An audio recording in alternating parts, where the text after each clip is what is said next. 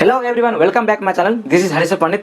आजको भिडियो हाम्रो के रहेको छ भनेको नेपाल इन्जिनियरिङ काउन्सिलको बारेमा रहेको छ। यसको बारेमा हामी यो भिडियोमा म तपाईलाई विस्तृत रूपमा म जानकारी दिनेछु र नेपाल इन्जिनियरिङ काउन्सिलको बारेमा हामीले किन जानकारी हुनु पर्यो त।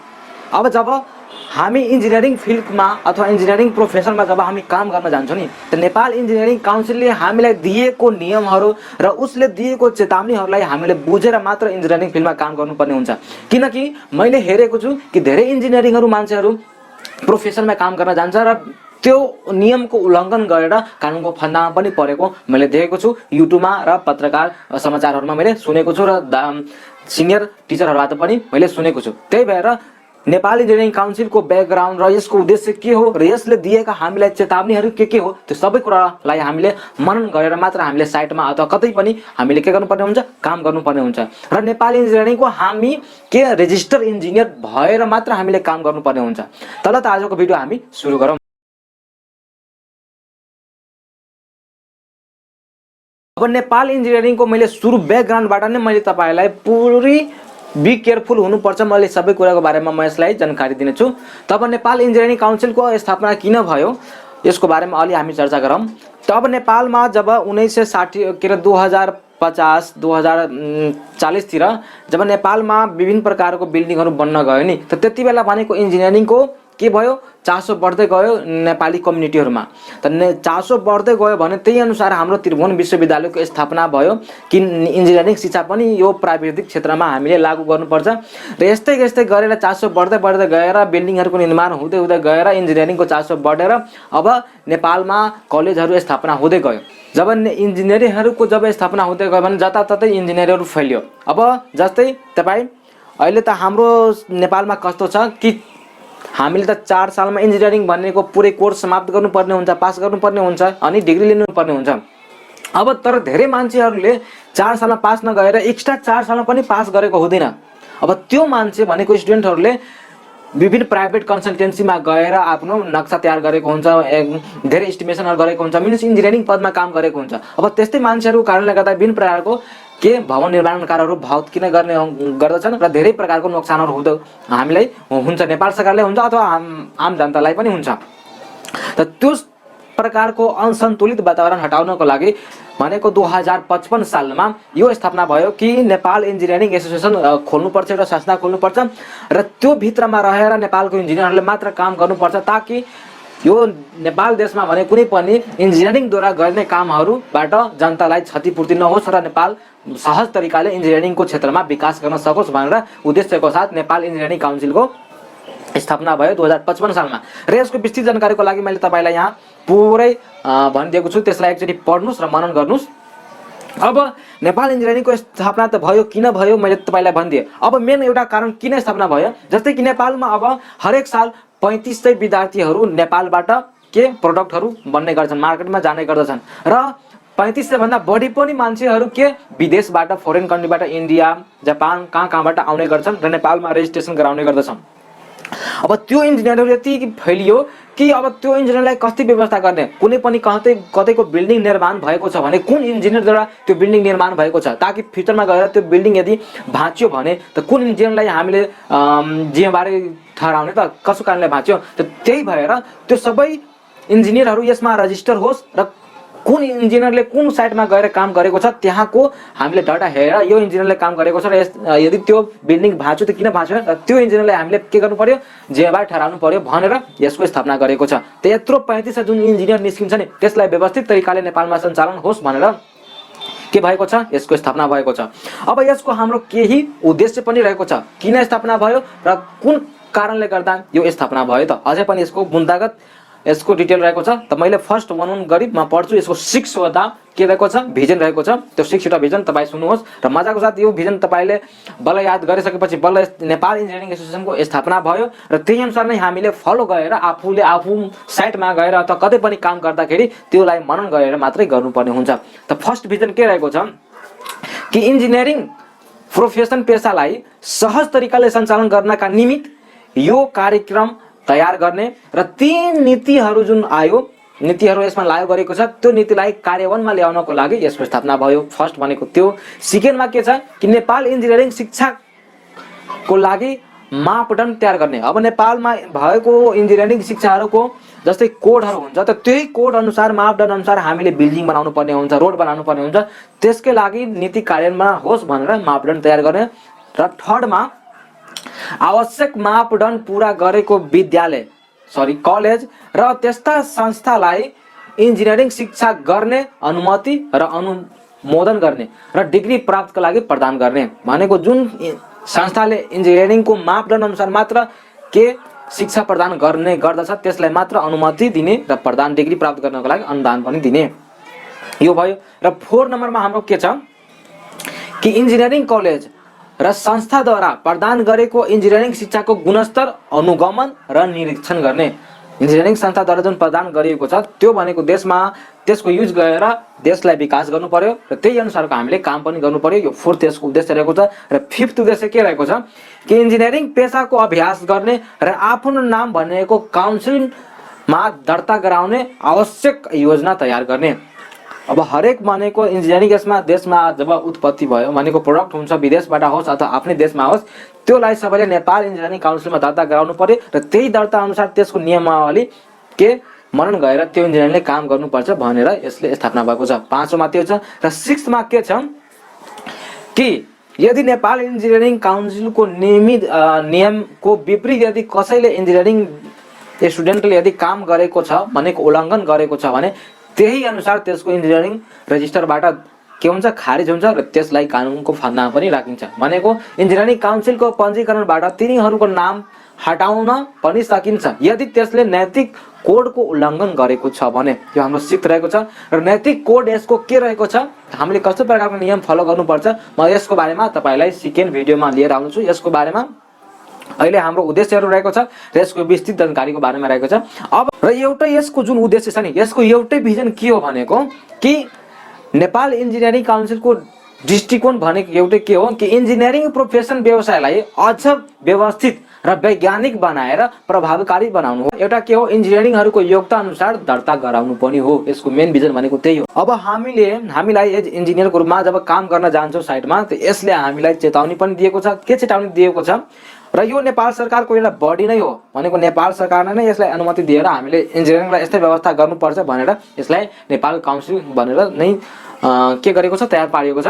र यसको हाम्रो एकदम सावधान हुनुपर्ने एउटा चेतावनी के हो भनेको कि NEC मा दर्ता नभइकन नेपाल इन्जिनियरिङ काउन्सिलमा जुन विद्यार्थी जुन इन्जिनियरहरू दर्ता गराएको छैन हैन र भनेको दर्ता नभइकन तपाईहरु यदि हामीहरु सरकारी अर्ध सरकारी निजी क्षेत्र गैर सरकारी संस्था आन्तरिक गैर सरकारी संस्था द्विपक्षीय और बहुपक्षीय संस्था र कन्सल्टेन्सी आदिमा यदि काम गरे नगराइकन यदि यो संस्थाहरुमा यदि तपाईले काम गर्नुभयो भने नेपाल कानुन विपरीत हुने भएको कारणले गर्दा त्यस्ता व्यक्तिहरुलाई सजाय पनि हुनेछ।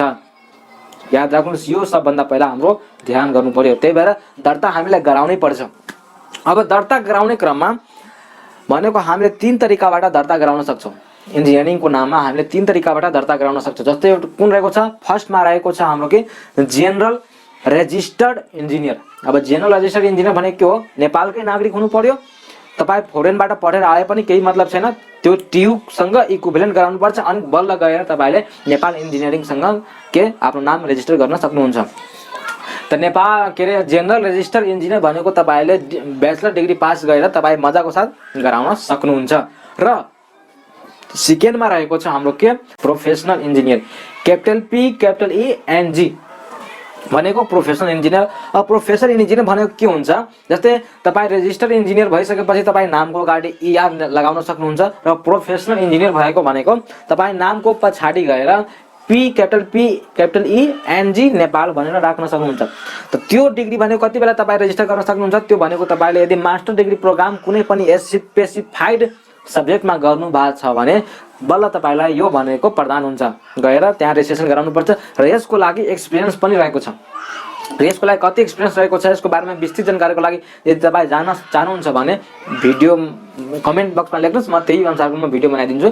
सेकेन्ड हाम्रो यो भयो। र भनेको एउटा थर्ड पनि हुन्छ। थर्ड के भनेको non Nepali engineer register engineer, non Nepali register engineer भनेको यदि विदेशको मान्छेहरू नेपालमा आएर काम गर्न चाहन्छ भने भनेको बाहिरी फरेन सिटिजनसिप हुनु पर्यो। त्यो नेपालमा आएर काम गर्न चाहन्छ भने नेपालमा तैपनि नेपाल इन्जिनियरिङ काउन्सिलमा दर्ता गराएपछि मात्र काम हुन्छ, काम गर्न सकिन्छ नेपालमा। त्यो भनेको नन नेपाली रजिस्टर्ड इन्जिनियर भनेको त्यसलाई भन्छ। त यो भयो हाम्रो के नेपाल इन्जिनियरिङ काउन्सिलबाट 3 वटा हाम्रो के हुन्छ सर्टिफिकेट हामी लिन सक्छौँ भनेको लाइसेन्स जसलाई भन्छ लिन सक्छौँ। जेनरल भयो, प्रोफेसनल इन्जिनियर भयो, त्यसपछि नन नेपाली रजिस्टर्ड इन्जिनियर भयो। यति। अब तपाईलाई यो पनि चासो भएको होला कि अहिलेसम्म नेपालमा कतिवटा इन्जिनियरको रजिस्टर भइसकेको छ त? नेपालमा नेपाल इन्जिनियरिङ काउन्सिलमा कतिवटा इन्जिनियरको रजिस्टर भइसकेको छ त? मैले तपाईलाई सारासार भन्छु। यहाँ हेर्नुस्, यदि तपाईँ विक्रम साल 2076 सालसम्म यदि हामीले हेर्ने हो भने, जहिलेबाट भए पनि 2076 सालसम्म हेर्ने हो भने सिभिल क्षेत्रमा मेल भनेको पुरुष मान्छे 21,227 जना अहिले रजिस्टर भइसकेको छ। तपाईँ यहाँ हेर्न सक्नुहुन्छ। र मेल भनेको 2100 मात्र रजिस्टर भएको छ। त्यसमध्येमा यदि तपाईँ आर्किटेक्चरमा हेर्न चाहनुहुन्छ भने मेलमा 972 जना रजिस्टर भइसकेको छ र फिमेलमा यदि हेर्न चाहनुहुन्छ भने फिमेलमा यसमा बढी छ, 1379 जना रजिस्टर भइसकेको छ। र पुरै यदि तपाईँ टोटलमा कम्प्युटर, इलेक्ट्रिकल, मेकानिकल, सफ्टवेयर सबै इन्जिनियर यदि तपाईँ मिलाएर हेर्न चाहनुहुन्छ भने नेपालमा कतिवटा इन्जिनियर रजिस्टर भइसकेको छ त? नेपालमा भनेको टोटल यदि तपाईँ मेलमा मात्र हेर्न चाहनुहुन्छ भने 48,242 भनेको इन्जिनियर रजिस्टर भइसकेको छ। र फिमेलमा तपाईँ यदि हेर्न चाहनुहुन्छ भने 6,837 जना रजिस्टर भइसकेको छ। र यसलाई टोटल गरेर हामीले गरियो भने कति इन्जिनियर भइसकेको छ? 55,119 इन्जिनियर रजिस्टर भइसकेको छ अहिलेसम्म।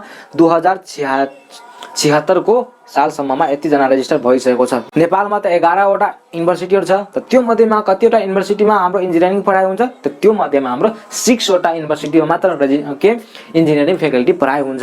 त्यो भनेको तपाईलाई थाहा छ, हामीलाई पनि थाहा छ। त्रिभुवन युनिभर्सिटीमा भयो, त्यसपछि काठमाडौँ युनिभर्सिटीमा भयो, त्यसपछि पोखरा युनिभर्सिटीमा भयो, र त्यसपछि पूर्वाञ्चल युनिभर्सिटी विराटनगरमा छ, त्यसमा पनि भइरहेको छ। र फार वेस्टर्न युनिभर्सिटी महेन्द्रनगरमा छ, त्यसमा पनि भइरहेको छ। र मिड वेस्टर्न युनिभर्सिटी सुर्खेतमा छ, त्यसमा पनि भइरहेको छ। त 6 वटा युनिभर्सिटीमा हाम्रो इन्जिनियरिङ शिक्षा पढाइ भइरहेको छ। फरेनबाट जब विद्यार्थीहरू पढेर आउँछन् नेपालमा त कसरी चिन्ने? अब नेपाल इन्जिनियरिङ काउन्सिलले कसरी चिन्छ कि यो वास्तवमा यो मान्छे भने कुनै युनिभर्सिटीबाट पढेर आएको छ कि कतै कसैले डिग्री पनि बनाउन सक्छ नि त, त्यस्तो पनि हुनसक्छ। त त्यही भएर नेपाल इन्जिनियरिङ काउन्सिलले रिकग्नाइज युनिभर्सिटी गरेको छ भनेको यो सबै मैले यसको वेबसाइटमा गएर मैले स्टडी गरेँ र त्यहाँबाट मैले सबै कुरा तपाईँलाई म भनिरहेको छु। र त्यहाँ गएर रिकग्नाइज युनिभर्सिटीहरू गरेका छन्। विदेशका युनिभर्सिटीलाई पनि यसले रिकग्नाइज गरेका छन्, आफ्नो वेबसाइटमा राखेका छन् कि यो युनिभर्सिटीबाट पढेर आउँदाखेरि हामीले त्यो विद्यार्थीलाई नेपाल इन्जिनियरिङ काउन्सिलको रजिस्टर भनेर इन्जिनियरिङ भनेर भन्छौँ भनेर भनेका छन्। त त्यस्ता युनिभर्सिटीहरू कहाँ कुन छन् त्यसको बारेमा अलि म चर्चा गरिदिन्छु। त यसको रिकग्नाइज युनिभर्सिटी के गरेको छ? नेपालमा हाम्रो यो 6 वटा युनिभर्सिटीमा पढाइ हुन्छ। त्यो भयो हाम्रो 6 वटा युनिभर्सिटी भनेको रिकग्नाइज युनिभर्सिटी हो नेपालमा। र इन्डियामा भनेको 272 वटा युनिभर्सिटीलाई यसले आफ्नो वेबसाइटमा राखेका छन्। र त्यो युनिभर्सिटीबाट यदि तपाईँ नेपाली स्टुडेन्ट हुनुहुन्छ भने नेपालबाट गएर त्यो युनिभर्सिटीबाट पढेर आउन चाहनुहुन्छ भने यहाँ पनि तपाईँको रजिस्ट्रेसन हुन्छ भनेको। त्यही भएर पहिला इक्विभ्यालेन्ट गराउनुपर्छ अनि बल्ल गएर के हुन्छ तपाईँ रजिस्टर इन्जिनियर हुन सक्नुहुन्छ। त्यसपछि चाइनामा 49 वटा यसले रिकग्नाइज युनिभर्सिटी रहेको छ, त्यहाँबाट आउँदाखेरि पनि तपाईँको के हुन्छ रजिस्टर्ड इन्जिनियर हुन सक्नुहुन्छ। र युएसए को 67 वटा हाम्रो के रहेको छ युनिभर्सिटीसँग यसले रिकग्नाइज भएको छ, लिङ्क भएको छ। र यदि टोटलमा यदि नेपालबाट कतिवटा युनिभर्सिटीसँग यसले रिकग्नाइज भएको छ त त्यो यदि तपाईँ जान्न चाहनुहुन्छ भने 744 वटा रहेको छ। मिन्स 744 वटा युनिभर्सिटीसँग यसले रिकग्नाइज भएर त्यहाँको नेपाली स्टुडेन्ट भनेको त्यहाँको युनिभर्सिटीमा पढेर आउँदाखेरि हामी भनेको नेपाल इन्जिनियरिङ काउन्सिलले इन्जिनियरिङको रूपमा रेजिस्टर गर्न सक्छ। त यो भयो हाम्रो यति। अब मैले भने नि एउटा प्रोफेसनल इन्जिनियर बन्नको लागि हामीलाई धेरै टाइम लाग्छ भनेको तपाईँलाई पहिला मास्टर गर्नुपर्छ, त्यसपछि केही एक्सपिरियन्स हुनुपर्छ, कम्तीमा 5 वर्षको एक्सपिरियन्स मैले हेरेछु हुनुपर्छ अनि बल्ल गएर तपाईँ के हुन्छ तपाईँको नामको पछाडि भनेको PENG नेपाल भनेर लाग्छ भनेको त्यो भनेको ठुलो पद हो। त्यही भएर अब त्यो भनेको नेपालमा अहिलेसम्म कतिवटा प्रोफेसनल इन्जिनियर भएर दर्ता भएको छ त? मात्र 41 वटा प्रोफेसनल इन्जिनियर भएर दर्ता भएको छ। अब कसरी यो नामको पछाडि लेखिन्छ भनेर तपाईँ एकचोटि हेरिहाल्नुहोस्। यसकै नेपाल इन्जिनियरिङ काउन्सिलको चेयरम्यान भनेको प्रोफेसनल इन्जिनियर हो, त्यो नै आफ्नो नामको पछाडि भनेर यस्तो लेखिएको छ। हेरिहाल्नुहोस्, 41 वटा मात्र हाम्रो प्रोफेसनल इन्जिनियर अहिले नेपालमा भएको छ, त्यो पनि यहाँ हेर्न सक्नुहुन्छ। त यो भयो तपाईको नेपाल इन्जिनियरिङ काउन्सिलको उद्देश्यहरू र यसले कसरी कार्यान्वयन गर्दछन् र नेपालको इन्जिनियरलाई यसले कसरी ह्यान्डल गर्दछ त्यसको बारेमा भयो।